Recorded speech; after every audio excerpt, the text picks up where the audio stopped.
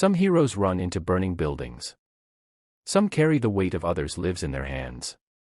But sometimes, the loudest truth is told by the one who cannot speak. This is the story of Captain Morgan Hale, a firefighter betrayed by his own brotherhood. And Ember, his search and rescue dog, who lit the fire of justice when all hope seemed gone. Captain Morgan Hale wasn't born brave, he was forged in fire. From a small town in Oregon, he grew up watching his father rush toward smoke while others ran. When he turned 18, Morgan joined the same firehouse.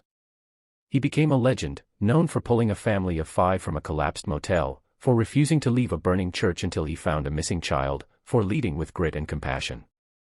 Always at his side was Ember, a golden retriever trained for search and rescue.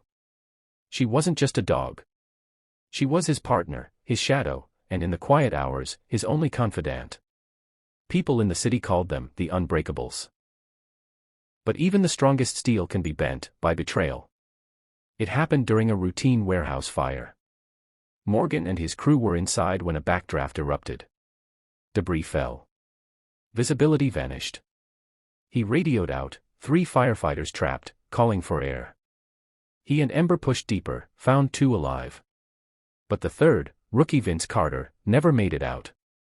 A week later, the investigation began. To Morgan's horror, he was accused of abandoning Vince. One of his own men claimed Morgan fled early, left the rookie behind to save himself and the dog. It was a lie, but it spread like smoke. Headlines screamed, "Hero or coward?" The department distanced themselves. The chief, his former mentor, called for his badge. Morgan was suspended without pay. Neighbors stared. His name was stripped from a bravery award. Ember was even banned from re-entering the department's K-9 division. He retreated into silence. Guilt gnawed at him. Not just for Vince, but for the brotherhood that had turned on him so easily. At night, Ember would place her head on his knee, sensing the storm inside him. She didn't need to speak. Her presence said what no one else would: "I know you didn't run." One morning, Ember began scratching frantically at the old duffel bag Morgan had taken to the warehouse fire. Inside, buried beneath gear and soot-stained gloves, was his helmet cam. He had forgotten it was even there. With trembling hands, he charged it and played the footage. The screen showed everything: him radioing for help, dragging 2 men to safety, returning for Vince, and being pulled away when the beams began collapsing.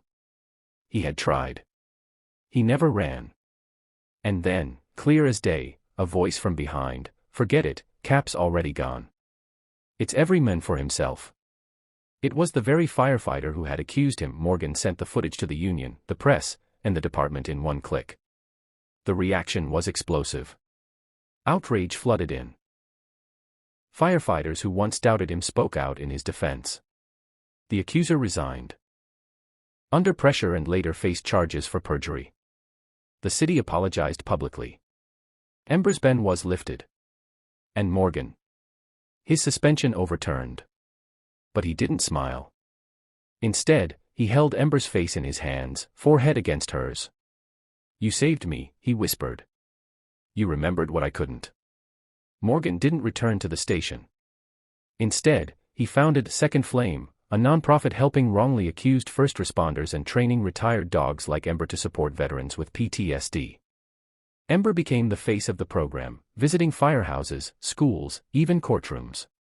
Children adored her. Survivors wept in her fur. And Morgan found peace. Sometimes, the bravest voices are silent. Sometimes, the greatest rescue doesn't happen in a fire, but in the ashes after. When the world turned against Morgan, Ember stood by him. Not just as a dog, but as truth, on 4 legs. Because real heroes don't always walk upright. Some run through fire, and never let go. Fade to black.